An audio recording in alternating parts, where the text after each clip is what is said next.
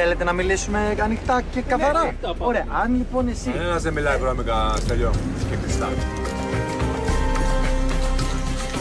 Τέλος πάντων, σύγκρουση που είχαμε το Στέλιο, το οποίο απορρέει από, θεωρώ, στοχευμένη δική του τακτική. Αυτό και την ώρα του φαγητού κιόλας, δεν συγκεντρωνόμαστε. Το είπα, γι' αυτό ήθελα να συζητήσουμε μετά το φαγητό, γιατί για μένα το φαγητό είναι ιερό. Ντάνο, έλα ρε, σταματήσαμε.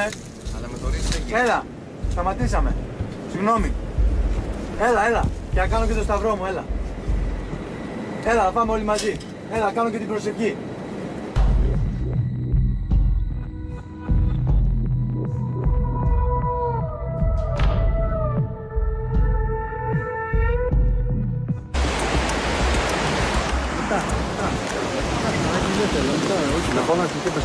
Μετά.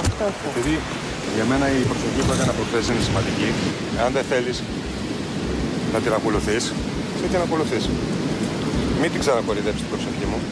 Είσαι υπερβολικός. Σηκώθηκες και έφυγες τώρα και καλά να δείξεις ότι σε ενόχλησα τόσο πολύ. Εγώ προσωπικά ό,τι έχω να δείξω το δείχνω μπροστά σου. Άλλοι είναι κολοτούμπες εδώ μέσα, άλλοι είναι κολοτούμπες, οι ψεύτες, εσύ.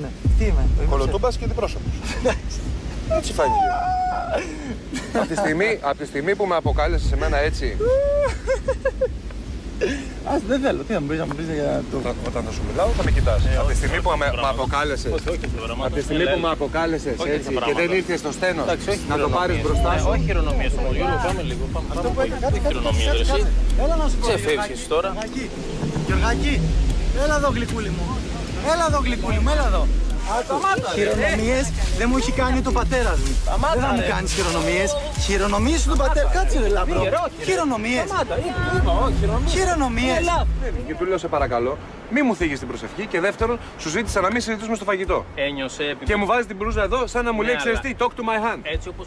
Δεν νομίζω ότι είμαστε τέτοιοι χαρακτήρες που δεν μπορούμε να κρατήσουμε τη συμπεριφορά μας και τα νεύρα μας και τα πάντα σε ένα τόσο μικρό ζήτημα.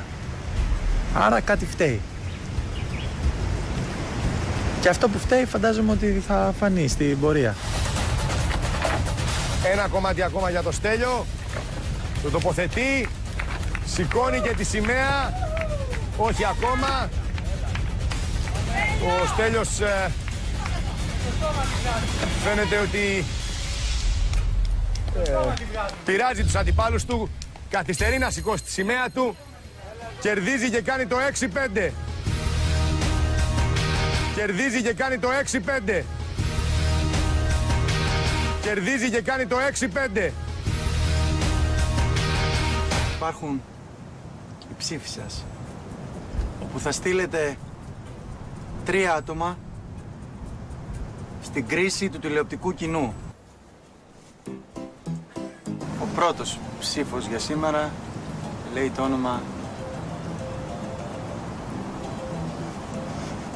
Ειρήνη.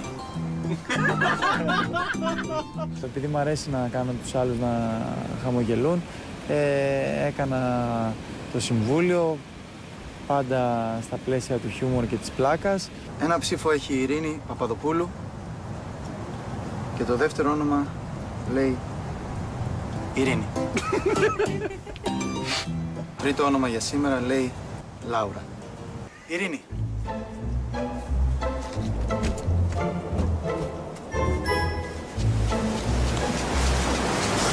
Δεν ήμασταν ποτέ ομάδα. Εγώ έχω αλλάξει 2 ομάδες. Η μία καταστράφηκε.